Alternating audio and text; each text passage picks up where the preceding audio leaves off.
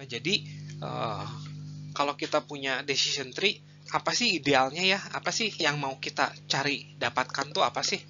Nah, ya jadi yang mau kita dapatkan itu tuh adalah decision tree supaya kita bisa mendapatkan pure nodes ya. Pure nodes itu adalah dimana peluang itu tuh 100% atau 0%. Ya. Dan ini tuh adalah decision tree splitting yang paling ideal ya untuk classification tree ya. Untuk classification tree. Namun sayangnya hal ini tuh jarang bisa terjadi ya, jarang sekali terjadi dalam kenyataannya.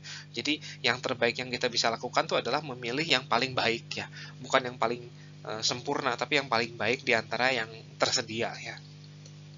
Nah, sekarang kita akan belajar bagaimana menilai decision tree yang paling baik itu gimana gitu ya, tanpa lewat percentage ini nih. Nah, kemudian kita juga bisa melakukan multiple splits seperti yang tadi saya sudah sebutkan ya. Jadi misalkan ini tuh split ini tuh decision tree ini atau classification tree ini tuh berasal dari data training ya. Nah, jadi misalkan kita punya 20 siswa, terus kita tanyakan apakah dia berasal dari kelas 9 atau enggak gitu. Jadi kalau jawabannya yes, berarti kita ke arah ke kiri, dan ternyata ada 10 siswa yang berasal dari kelas 9. Nah, dari 10 siswa tersebut, 8 bermain kriket. Nah, tapi kita nggak puas nih dengan 80% ini, kita nggak puas. Nah, kita lakukan splitting lagi berdasarkan ini, tinggi badannya. Nah, jika tinggi badannya kurang dari 5,5, yes, maka ada 6 siswa dan ternyata 4 itu bermain kriket ya. Tapi kalau tinggi badannya di atas 4,5, tinggi badannya di atas 5,5, ternyata ada 4 siswa dan 4-4-nya bermain kriket ya. Nah, ini kita dapat nih 100% kebenarannya ya. Nah, kemudian jika dia berasal dari kelas 10 ya, dan atau 0, ada 10 siswa juga dan hanya 2 orang yang bermain kriket. Nah, berarti ada 20% doang.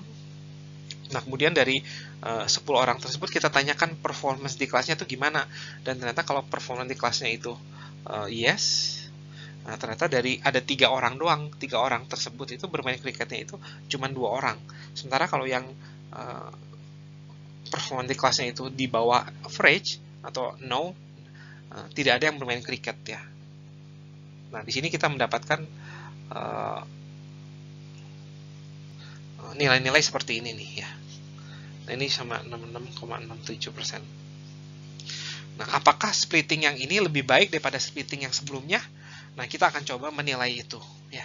Jadi pertanyaan itu bagaimana menilai splitting yang ini atau yang tadi itu lebih baik atau enggak? Terus bagaimana memilih kelasnya nih, apakah kelas duluan atau head duluan atau above average duluan yang jadi yang jadi splitting yang pertama gitu ya. Terus pertanyaan berikutnya itu bagaimana menentukan ininya nih, misalkan 5,5. Kenapa nggak ini kurang dari 5 gitu, atau kenapa nggak 6 gitu.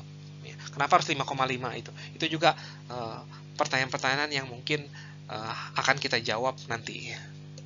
Nah, sebelum masuk ke bagaimana menentukan kriteria yang baik dalam menentukan splitting, kita akan belajar dulu tentang terminologi dari decision tree.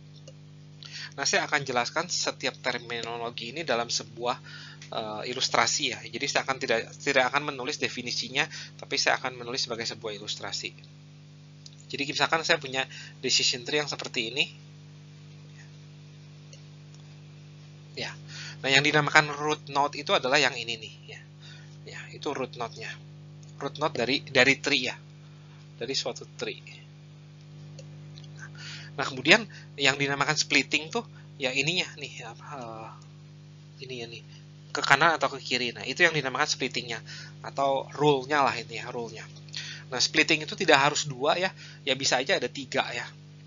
Jadi misalkan saya tambahkan satu lagi seperti ini ya. Nah, jadi ini misalkan kalau berasal dari kelas X, kelas 9 atau kelas 11 ya gitu. Jadi bisa aja seperti ini. Jadi splitting tuh tidak harus 2, tapi bisa 3, bisa 4 ya.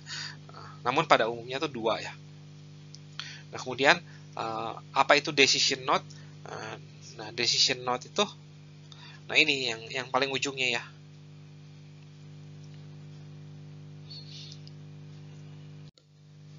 Nah, Jadi decision node tuh apapun yang selain root node sih. Jadi ini tuh termasuk decision node, ini juga decision node, ini decision node juga ya. Nah, kemudian terminal nodes atau istilahnya itu adalah leaves atau daun, itu adalah node yang tidak bisa yang tidak dipecah lagi gitu ya. Berarti ada 3 nih dalam hal ini ya. Ini leaf, dan ini leaf juga nih ya. Nah, kemudian ada yang disebut dengan branch atau subtree. Nah, subtree itu berarti ini nih ya. Jadi ini tree sendiri ya gitu. Subtree dari tree yang paling utamanya.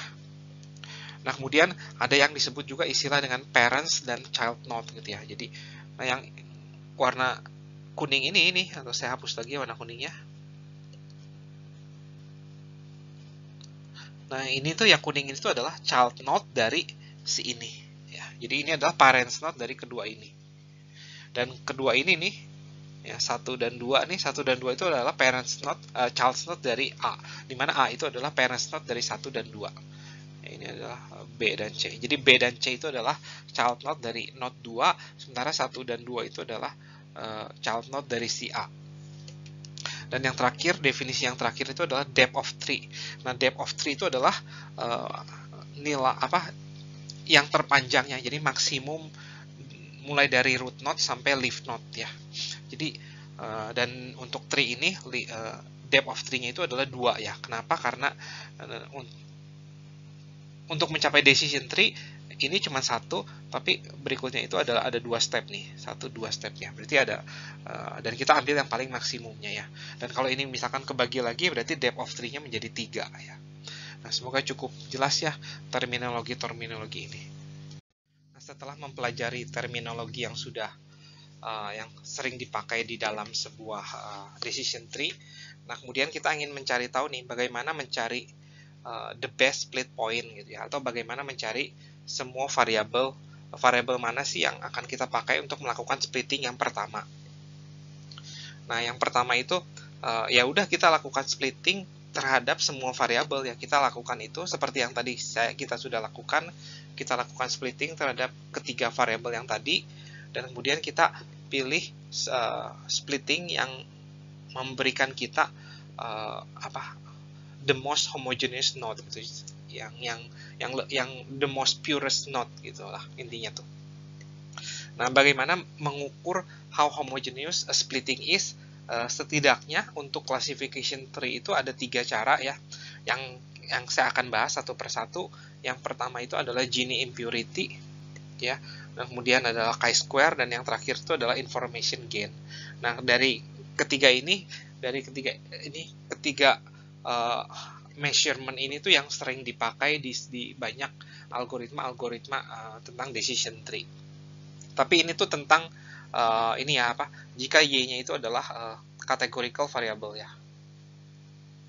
Sementara kalau y-nya itu adalah continuous variable, kita nggak bisa pakai 3 ini. Kita akan pakai cara yang lain untuk mengukur seberapa homogeneous suatu splitting itu tuh.